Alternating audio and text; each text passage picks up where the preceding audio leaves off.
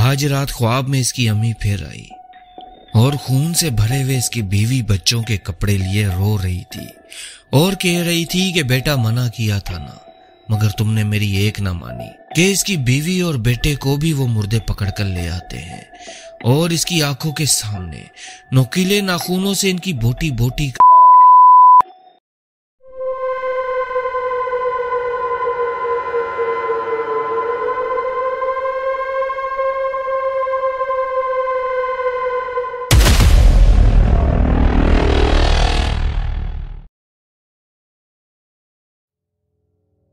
بسم اللہ الرحمن الرحیم۔ السلام علیکم، میرا نام ہے آصف اور اردو ہارر اسٹوریز میں آپ کا خوش آمدید۔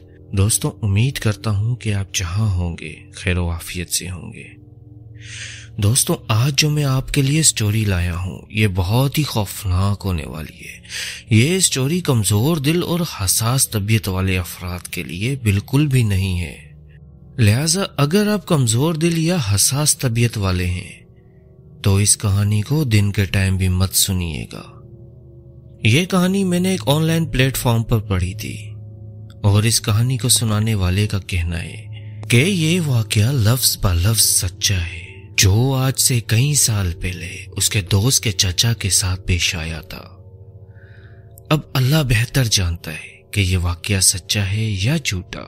دوستوں، یہ فیصلہ میں اب آپ لوگوں پر چھوڑتا ہوں کہ آپ لوگ اس کو سنیں اور کمنٹ کر کے بتائیں، پر میری خود کی دعا یہی ہے کہ یہ اسٹوری جھوٹی ہی ہو، کیونکہ اس اسٹوری میں جو واقعات اور معاملات بیان کیے ہوئے ہیں اس کو سننے کے بعد یقین کریں میری خود کی طبیعت بھی بے چین ہو گئی۔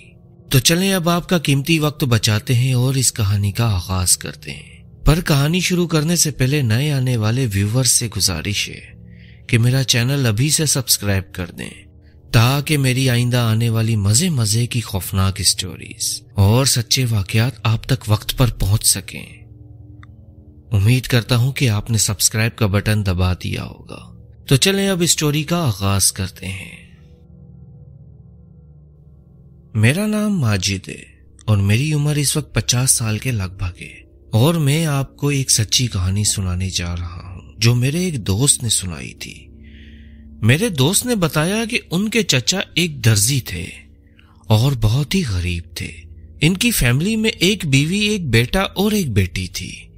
جیسے ہی عید کا سیزن آتا تو ان کے کام میں تھوڑی تیزی ہو جاتی اور ان سے ان کا کچھ گزارا ہو جاتا تھا، مگر وہ گزارا بھی زیادہ سے زیادہ 1-2 مہینے تک ہی رہ پاتا اور وہ ان پیسوں سے اپنا گھر چلا پاتے، چونکہ وہ ایک پسماندہ گاؤں ٹائپ علاقے میں رہائش پذیر تھے تو کچھ ہی لوگ کپڑے سلواتے۔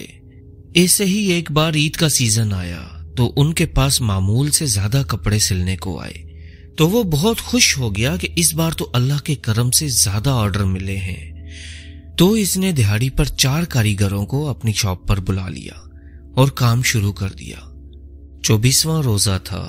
میرے دوست کے چچا اور کاریگروں نے دن رات محنت کر کے تقریباً سارے جوڑے سی لیے تھے اور بس چند ایک ہی باقی رہ گئے تھے۔ اگلے ہی دن کچھ لوگ اپنے اپنے جوڑے لینے آنے والے تھے، لیکن اللہ کو شاید کچھ اور ہی منظور تھا۔ 25ویں روزے کو جب صبح وہ دکان پر پہنچے تو انہوں نے جو منظر دیکھا وہ ان کے لیے ناقابل برداشت تھا۔ انہوں نے دیکھا کہ ان کی دکان کا شٹر کا تالا ٹوٹا پڑا ہے، اور وہ جب دوڑ کے اندر پہنچے تو نہ ہی کوئی کپڑا ملا اور نہ ہی کوئی سلائی مشین۔ یہ دیکھتے ہی وہ زاروں قطار رونے لگ گئے۔ اتنے میں باقی کاریگر بھی وہاں پہنچ گئے اور انہوں نے بھی رونا دھونا شروع کر دیا، کیونکہ اس دکان میں ان کاریگروں کی بھی مشینیں پڑی تھیں جو اب وہاں سے غائب تھیں۔ آہستہ آہستہ یہ خبر پورے علاقے میں پھیل گئی، لہٰذا جن کے کپڑے تھے ان لوگوں نے ڈیمانڈ کرنا شروع کر دیا کہ ہمیں ہمارے کپڑے واپس کرو یا پیسے واپس کرو۔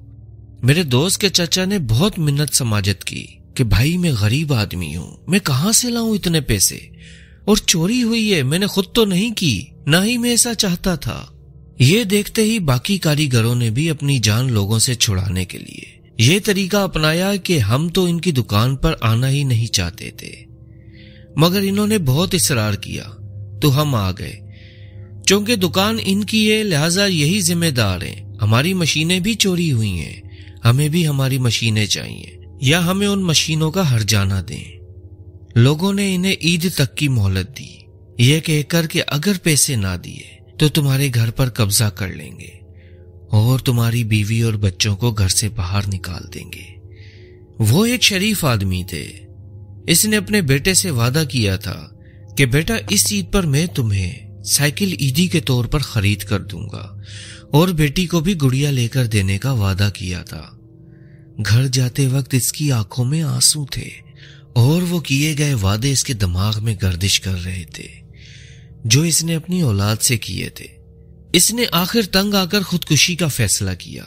जब वो खुदकुशी करने दरिया के किनारे पहुंचा तो ये सोचकर उसकी हिम्मत ना हुई कि मेरे बाद मेरी औलाद का क्या होगा, मेरी बीवी को क्या क्या सहना पड़ेगा। अभी वो यही सोच रहा था कि एक भारी सी आवाज इसके कानों में गूंज उठी, बेटा परेशान क्यों होते हो? इसने चौंक कर सर उठाकर दाएं तरफ देखा तो काले रंग के लिबास में मबलूस एक बुजुर्ग खड़ा था जिसकी दाईं आंख पत्थर की थी। बुजुर्ग बोला, मुझे सब पता है कि तुम्हें क्या परेशानी है, मगर उदास मत हो, मेरे पास तुम्हारी हर परेशानी का हल मौजूद है। वो कैसे बाबा जी? वो झिलमिलाते हुए बोला।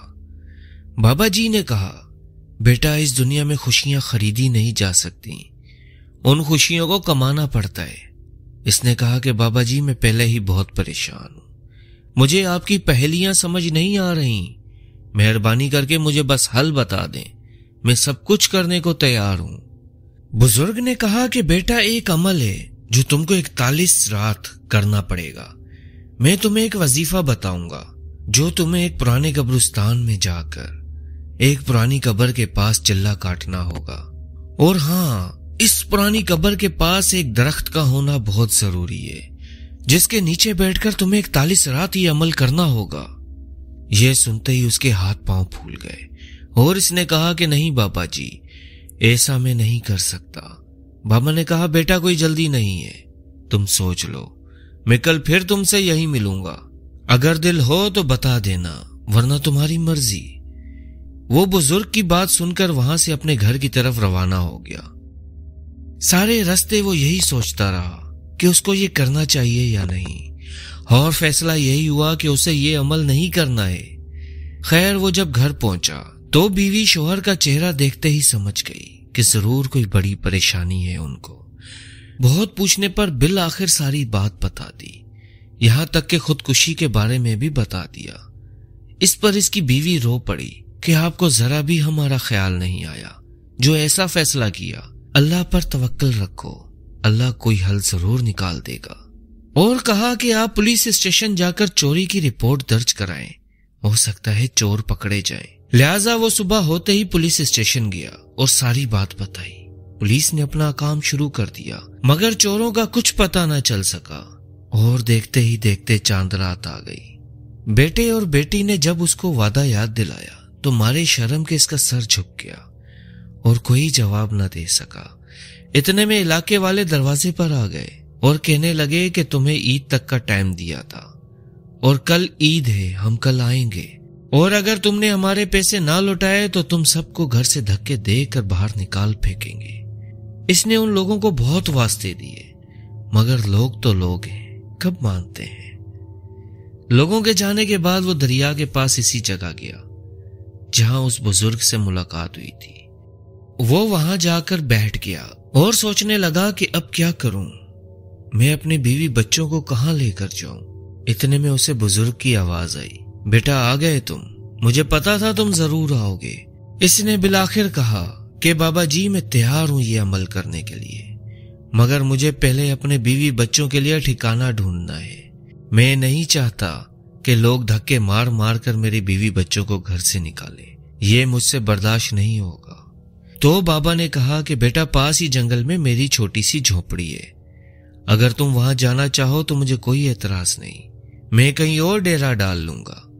मेरा तो वैसे भी कोई एक ठिकाना नहीं, कभी कहां होता हूं तो कभी कहां। वो इस बात पर आमादा हो गया और अगले रोज अपनी बीवी बच्चों को लेकर वहां आ गया। इस झोपड़ी में हर तरफ जाले ही जाले थे। उन लोगों ने वहां थोड़ी बहुत सफाई की और अपना जरूरी सामान सेट किया और रहने लग गए। اس کے بعد وہ اس بزرگ سے ملا اور ان سے سارا دن وہ وظیفہ سیکھا۔ بزرگ نے اسے بتایا کہ بیٹا جب بھی یہ وظیفہ شروع کرنا تو کچھ باتوں کا خاص خیال رکھنا، اور وہ یہ ہے کہ پرانے قبرستان میں پرانی قبر اور اس پرانی قبر کے ساتھ درخت کا ہونا بہت ضروری ہے، اور جس رات یہ عمل کرنا ہو وہ رات منگل کی ہو، اور ہاں اگر عمل کے دوران کوئی جنات یا بھیانک شکلیں نظر آئیں تو گھبرانا نہیں، وہ سب نظر کا دھوکہ ہوگا۔ یاد رکھنا جس حصار میں تم ہوگے اس حصار میں تمہیں کوئی بھی چیز نقصان نہیں دے سکتی، اور سب سے ضروری بات، اگر تم نے عمل بیچ میں چھوڑ دیا تو اس کا انجام جو ہوگا وہ بہت بھیانک ہوگا، اور اس کے ذمہ دار صرف اور صرف تم خود ہوگے۔ یہ کہہ کر بزرگ وہاں سے چلا گیا۔ بزرگ کے جانے کے بعد وہ اسی دن علاقے کے پرانے قبرستان میں پرانی قبر کی تلاش میں چل پڑتا ہے۔ بہت دیر ڈھونڈنے کے بعد اسے بالآخر ایک پرانی قبر مل ہی جاتی ہے جس کے پاس ایک درخت ہوتا ہے۔ یہ درخت کافی پرانا اور گھنا درخت تھا۔ خیر اس نے حصار کے لیے جگہ منتخب کی اور وہاں جھاڑو لگایا کیونکہ اگلی رات منگل کی تھی اور وہ جلد از جلد یہ عمل شروع کرنا چاہتا تھا۔ اگلی رات اس نے ضروری سامان لیا اور گھر سے نکلنے ہی لگا کہ اس کی بیوی نے پوچھا کہ کہاں جا رہے ہو؟ اس نے کہا کہ مجھے کام مل گیا ہے، بہت جلد ہمارے حالات بہتر سے بہتر ہو جائیں گے۔ تو بیوی نے کہا کہ دن کو بھی تو آپ مزدوری کرنے جاتے ہیں۔ تو اس نے کہا کہ مجھے بہت محنت کرنی ہے اپنے بچوں کے خاطر، تمہارے خاطر، اور یہ کہہ کر وہ گھر سے روانہ ہو گیا۔ رات کے 12 بجے تھے، وہ قبرستان پہنچا۔ ہر طرف خاموشی اور سناٹا تھا، دور دور تک کسی جانور کی کوئی آواز نہ تھی۔ کبھی کبھی دور جنگل سے آتی بھیڑیے کی آواز ماحول کی ہولناکی میں اضافہ کر دیتی۔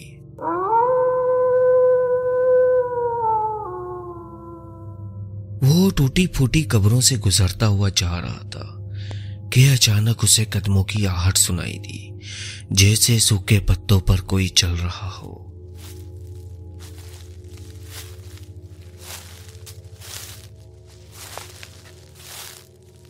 یہ سب دیکھ کر اس کے پسینے چھوٹ گئے۔ اس کا ایک بار دل کیا کہ واپسی کا رستہ اختیار کر لے، کیونکہ واقعی اسے بہت ڈر لگ رہا تھا، مگر اولاد کے خاطر اسے یہ سب کرنا تھا۔ خیر اللہ اللہ کر کے وہ اپنی منتخب کردہ جگہ پر پہنچتا ہے اور سامان کو رکھتا ہے، حصار کھینچ کر اس میں بیٹھ جاتا ہے۔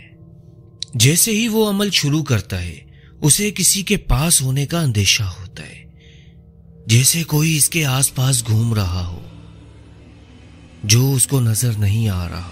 اس کو ڈر تو بہت لگا مگر اس نے اپنا عمل جاری رکھا۔ اسے صبح 3 بجے تک یہ عمل جاری رکھنا تھا۔ عمل کی اس پہلی رات اس کے ساتھ ایسا ویسا کچھ نہ ہوا، تو اس نے سمجھا کہ بس اتنا سا کام یہ تو آسان تھا، لہذا وہ عمل ختم کر کے گھر کو لوٹ گیا اور جا کے سو گیا۔ اگلی شام بزرگ سے ان کی ملاقات ہوتی ہے تو وہ بزرگ کو کہتا ہے کہ آپ نے تو کہا تھا جنات بدروہیں آئیں گی، مگر ایسا تو کچھ نہ ہوا۔ بزرگ نے کہا کہ بیٹا کیونکہ یہ پہلی رات تھی، مگر جیسے جیسے دن گزرتے جائیں گے ویسے ویسے ان کا ظاہر ہونا اور ڈرانا بڑھتا جائے گا، لیکن ساتھ ساتھ تم اپنی ہمت بھی بڑھاتے جانا اور ان سے بالکل مت ڈرنا اور اپنا عمل جاری رکھنا۔ خیر رات کو پھر وہ اپنا سامان ساتھ لیے قبرستان پہنچتا ہے۔ چاند کی چاندنی میں بوسیدہ اور پرانی قبریں اسے واضح نظر آ رہی تھی۔ آج کل کی نسبت موسم کافی صاف تھا اور چاند آسمان پر چمک رہا تھا، اور اس چاند کی چاندنی میں بوسیدہ اور پرانی قبریں اسے واضح نظر آ رہی تھی۔ وہ اپنی مخصوص جگہ پر پہنچ کر اپنا عمل شروع کر دیتا ہے۔ کچھ دیر تو کچھ نہ ہوا، مگر 1 گھنٹے بعد اچانک آسمان بادلوں سے گھر جاتا ہے اور بہت ہی تیز آندھی اور طوفان شروع ہو جاتا ہے۔ ایسا تیز طوفان اس نے کبھی اپنی زندگی میں نہیں دیکھا تھا، اور حیرانی کی بات یہ تھی کہ جس درخت کے نیچے وہ بیٹھا تھا وہ درخت ایسے لگتا تھا جیسے ابھی اکھڑ کر اس کے اوپر گر جائے گا، لیکن اس کے خود کے جسم کو ہوا کا ایک جھونکا بھی محسوس نہیں ہو رہا تھا۔ خیر اس نے اپنا عمل جاری رکھا۔ کچھ دیر کے بعد طوفان تھم گیا۔ طوفان کے تھمتے ہی اس کا ڈر کچھ کم ہوا کہ اچانک اسے اپنے پاس گھنگرو کی آواز سنائی دی۔ ایسا لگتا تھا جیسے کسی نے پاؤں میں پازیب پہنی ہوئی ہے اور اس کے آس پاس چکر لگا رہا ہے۔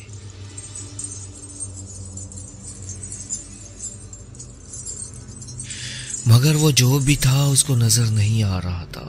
خیر جیسے تیسے اس کا آج کا عمل مکمل ہوا اور اس نے گھر جانے کی تیاری کی، مگر قبرستان سے لے کے گھر تک وہ گھنگرو کی آوازیں بند نہ ہوئیں۔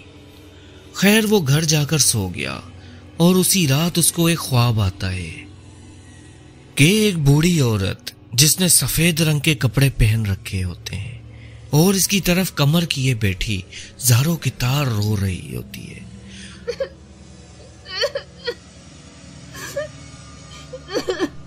وہ اس کے قریب جاتا ہے۔ اس کا چہرہ دیکھ کر پتا چلتا ہے کہ یہ تو اس کی والدہ مرحومہ ہے جو کئی سال پہلے انتقال کر چکی ہیں۔ وہ امی سے پوچھتا ہے کہ امی کیوں رو رہی ہیں؟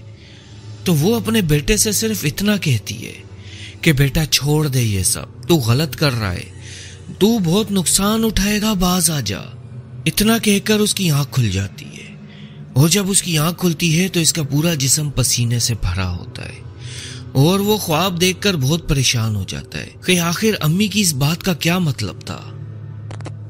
خیر وہ اس بزرگ سے ملتا ہے اور سارا خواب اس کو بتاتا ہے، مگر بابا جی یہ کہہ کر ٹال دیتا ہے کہ پریشان نہ ہو، جو عمل تم کر رہے ہو ایسے خواب آتے رہتے ہیں اور ابھی تو اس سے بھی بھیانک خواب آئیں گے۔ خیر اس طرح 20 راتیں گزر جاتی ہیں، مگر اس دوران اسے چھوٹے موٹے واقعات پیش آتے رہے۔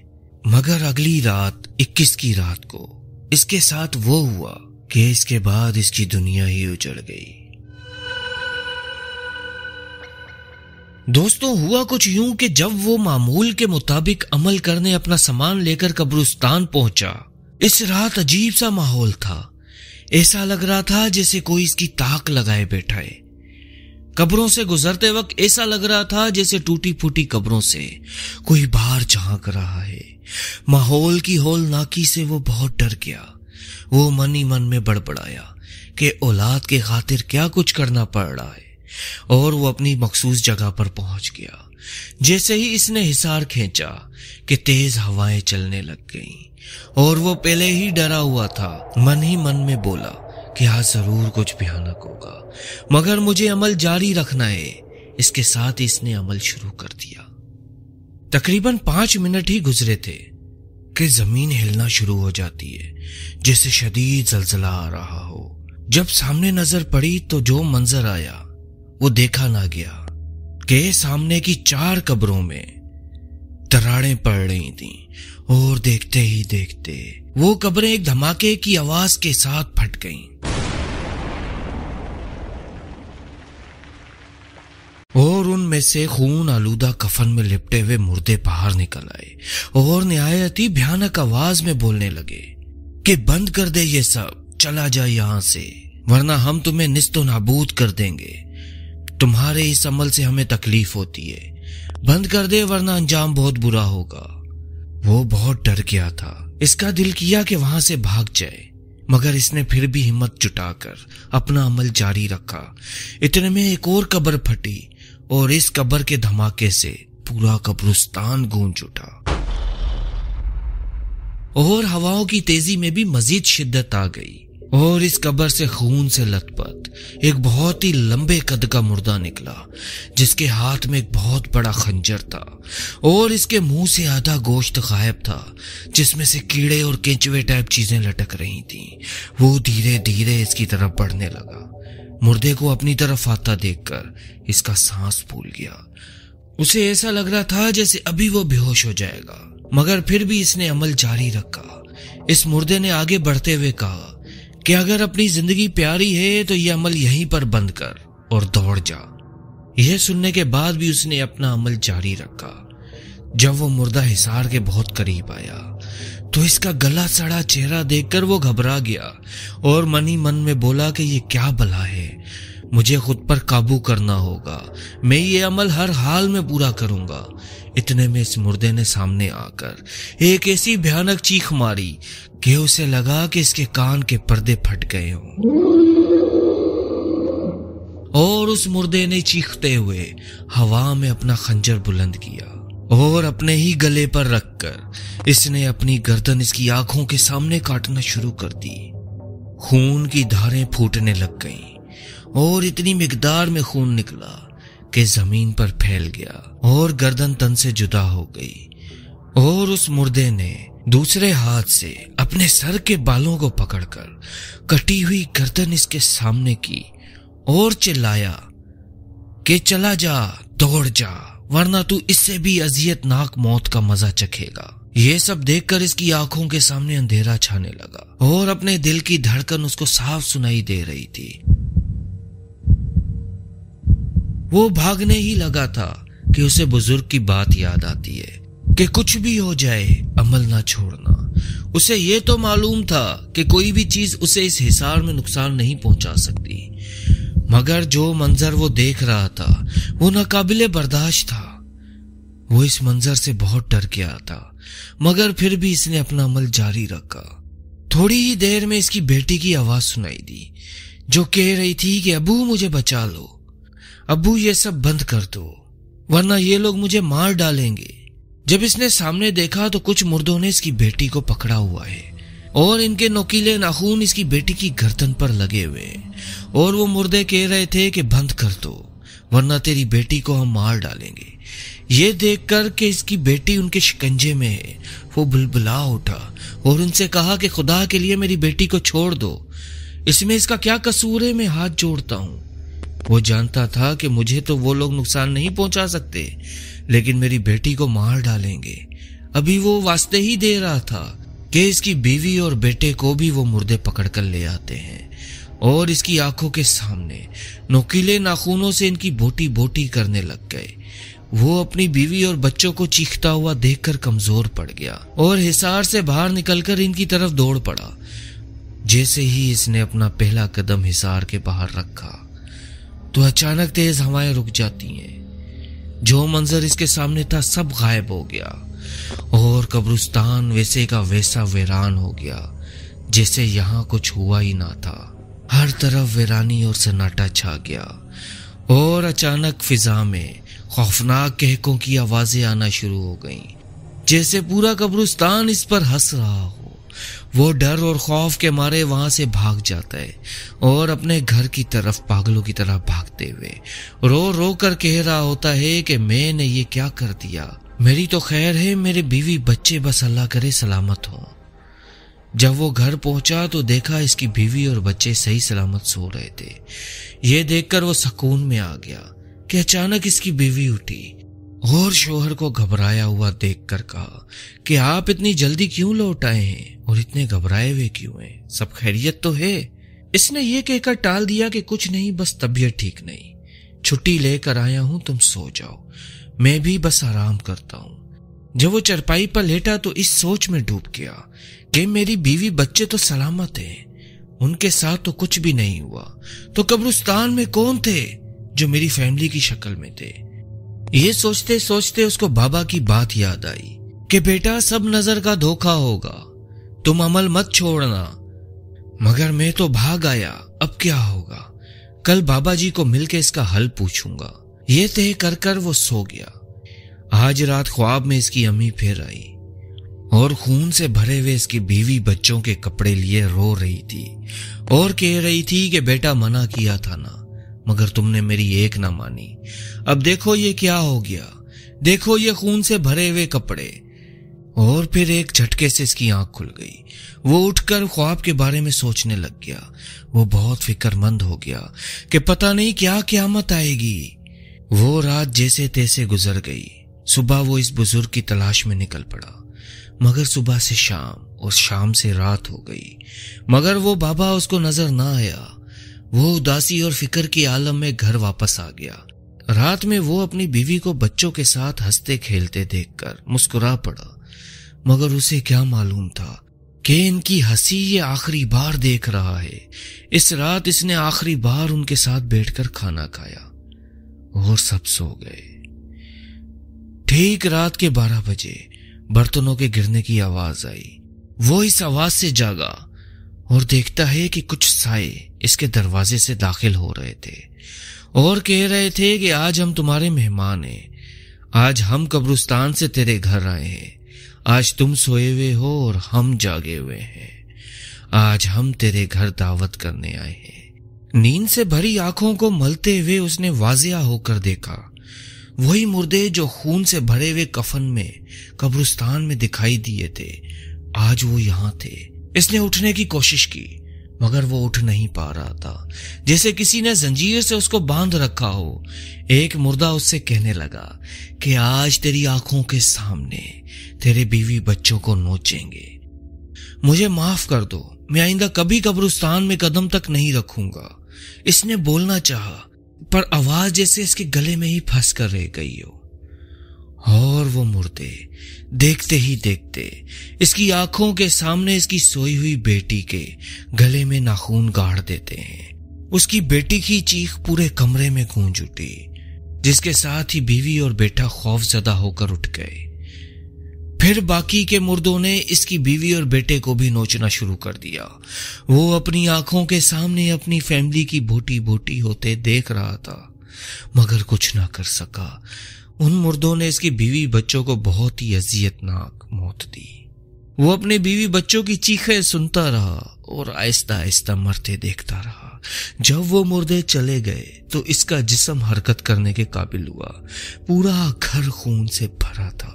وہ دھاڑے مار مار کر رو رہا تھا، کوئی اس کی آواز سن نہ سکا کیونکہ وہ ایک جنگل میں بابا کی جھونپڑی میں تھے۔ جب صبح ہوئی تو اس نے روتے ہوئے اپنے بیوی بچوں کی ادھڑی ہوئی لاشوں کو دفن کیا اور غصے کی حالت میں اس ایک آنکھ والے بابا کی تلاش میں نکل پڑا۔ اس کے ارادے ایسے تھے جیسے اس کو قتل کر دینا چاہتا ہے، مگر وہ بابا اسے اب کہاں ملتا۔ رات ہو گئی تو پھر سے وہی مردے اس کو اذیت دینے آ گئے۔ اس کے جسم اور چہرے پر ناخونوں سے کھروچیں لگانا شروع کر دیں۔ اس نے آخر دل برداشتہ ہو کر کہا کہ مجھے بھی مار ڈالو جس سے میرے بیوی بچوں کو مارا تھا، مگر مردوں نے کہا کہ ہم تجھے تیری موت مار چکے ہیں، اور اب وہ روز اس کو تنگ کرنے کے لیے آتے تھے۔ 3-4 دن بعد وہ ایک دوسرے بابا کے پاس گیا جو چھوٹا موٹا نورانی علم جانتے تھے۔ اس نے سارا قصہ اس بابا کو سنایا تو اس بابا نے کہا کہ تم نے جو عمل کیا تھا وہ کالے علم کا عمل تھا، اور جب تک تم وہ عمل مکمل نہیں کر لیتے وہ ہر رات آئیں گے اور تمہیں اذیت دیں گے۔ وہ اب تک کالا عمل کر رہا تھا، یہ سن کر اسے کالے علم والے بابا پر مزید غصہ آیا۔ جس اولاد کے خاطر اس نے یہ عمل شروع کیا وہ تو رہے نہیں، خود کی زندگی موت سے بھی برتر ہو گئی۔ چنانچہ اس نے وہ عمل مکمل کرنے کا فیصلہ کیا اور ضروری سامان لے کر اپنی جگہ پہنچ گیا۔ اس طرح عمل کی 22ویں رات اس نے شروع کی۔ اس نے حصار کھینچا، اپنا عمل شروع کیا۔ ابھی عمل شروع ہی ہوا تھا کہ کچھ دیر بعد قبروں سے آوازیں آنے لگ گئیں کہ تو پھر آ گیا، اپنی اولاد اور بیوی کو مرتا دیکھ کر تجھے سکون نہیں آیا جو اب پھر آ گیا۔ اس نے اس بات کا کوئی جواب نہ دیا اور عمل پڑھتا رہا۔ اچانک سے وہی قبریں پھر سے پھٹیں اور وہی مردے نکل آئے۔ ان مردوں کو دیکھ کر وہ آگ بگولا ہو گیا اور پہلے سے زیادہ زور سے اپنا عمل پڑھنے لگ گیا۔ ان مردوں نے پھر سے اس کو جانے کو کہا، مگر اب اس کو کوئی ڈر نہ تھا، سب کچھ تو وہ لٹا بیٹھا تھا، اب اس کو کس بات کا ڈر ہو۔ وہ مردے مختلف طریقوں سے اس کو ڈراتے رہے مگر وہ ڈٹا رہا۔ اس طرح 22واں عمل مکمل ہو گیا۔ وقت گزرتا گیا، وہ روز اس کو ڈرانے آتے اور وہ روز پہلے سے زیادہ ہمت اور حوصلے کے ساتھ اپنا عمل پڑھتا گیا۔ وقت گزرتا گیا اور 41ویں رات جو کہ آخری رات تھی وہ آ گئی۔ اس رات ان تمام قربانیوں اور اذیتوں کا ازالہ ادا کرنا تھا۔ اس رات کے مکمل ہوتے ہی اس کو وہ سب ملنے والا تھا جو وہ چاہتا تھا، مگر وہ جن کے لیے چاہتا تھا وہ تو رہے ہی نہیں۔ اس کے دل کی عجیب سی کیفیت تھی، خوش بھی تھا کہ عمل مکمل ہونے کو ہے، مگر اس سے کئی گنا زیادہ اس کو اداسی تھی کہ یہ کامیابی میں کس سے دکھاؤں۔ خیر وہ اس رات پوری تیاری کے ساتھ قبرستان میں پہنچا اور عمل شروع کر دیا۔ کچھ دیر بعد بدروؤں اور مردوں نے اس کو روز کی طرح ڈرانا شروع کر دیا، مگر اب اس میں کسی بات کا ڈر نہ تھا۔ ان مردوں نے ہر وہ حرکت کی جس سے کسی بھی انسان کو ہارٹ اٹیک آ سکتا ہے، مگر روز کی اذیت اور اولاد اور بیوی کی قربانی سے اس کا دل بھی مردہ ہو چکا تھا۔ 3 بج چکے تھے اور عمل کا اختتام کچھ ہی دیر میں ہونے والا تھا کہ اچانک اس کو اپنے بیوی بچوں کی آوازیں آنے لگیں۔ اس نے نظر اٹھا کے سامنے دیکھا تو اس کے بیوی بچے اس کو بلا رہے تھے اور کہہ رہے تھے کہ ہم زندہ ہیں، ہمیں آ کر لے جاؤ یہاں سے۔ یہ دیکھتے ہی وہ بلبلا اٹھا اور اس کا من کیا کہ وہ جا کے اپنے بیوی بچوں کو سینے سے لگائے۔ وہ اٹھ کھڑا ہوا اور جیسے ہی حصار سے باہر قدم رکھنے لگا، اس کو فوراً سے ہوش آیا کہ یہ تو محض ایک نظر کا دھوکہ ہے، جبکہ میں نے خود اپنے ہاتھوں سے ان کو دفنایا ہے۔ خیر وہ باہر نہ نکلا اور حسرت بھری نگاہ سے اپنی فیملی کو دیکھتا رہا اور عمل بھی جاری رکھا۔ اس کی آنکھوں سے آنسو بہہ رہے تھے کہ چلو نظر کا دھوکہ ہی صحیح، مگر اولاد کا دیدار تو ہوا۔ آخری وظیفہ پڑھ رہا تھا کہ سب کچھ غائب ہو گیا اور اب وہ مردے ہاتھ جوڑ کر آقا آقا پکار کر اس کے سامنے کھڑے تھے۔ عمل مکمل ہو چکا تھا۔ اس عمل کے بدلے اسے وہی 4 مردے غلام کی صورت میں مل چکے تھے۔ خیر وہ ان سب کو غائب ہونے کا حکم دے کر اپنی جھونپڑی کی طرف آرام کرنے چلا گیا۔ اس کے کچھ عرصے بعد وہ اپنے علاقے کا مشہور ترین عامل بابا بن گیا اور بہت ہی کم عرصے میں اس کے پاس بہت دولت آ چکی تھی۔ خود کا بہت عالی شان بنگلہ بھی بنایا جس میں وہ رہائش پذیر تھا۔ لوگ دور دراز سے اس کے پاس اپنی مشکلات اور مسائل لے کر آتے۔ چونکہ وہ ایک شریف انسان تھے اس لیے کسی کے بھی ناجائز کام کے مسئلے کو حل نہیں کرتے تھے، مگر کالا علم تو کالا علم ہی ہے، جو کرنے والا اور کرانے والا دونوں اسلام سے باہر ہیں۔ اس لیے دن بدن اس کی شکل بدصورت ہوتی گئی، حتیٰ کہ اتنی بدصورت ہو گئی کہ لوگوں کو اس سے ڈر لگنے لگ گیا اور لوگوں نے اس کے پاس آنا چھوڑ دیا۔ وہ روز اپنی بیوی بچوں کو یاد کرتا، پھر ایک روز پراسرار طریقے سے اس کی موت ہو گئی اور کافی دن تک اس کی لاش کا کسی کو پتہ نہ چلا۔ جب آس پاس کے لوگوں کو بدبو محسوس ہوئی تو پولیس کی مدد سے گھر میں جا کر دیکھا تو لاش کی حالت دیکھ کر پولیس اور لوگوں کو خوف آ گیا۔ اس کے بعد اس کا بنگلہ آج بھی ویران ہے۔ دوستو میری ذاتی رائے ہے کہ انسان کو کبھی شارٹ کٹ استعمال نہیں کرنا چاہیے۔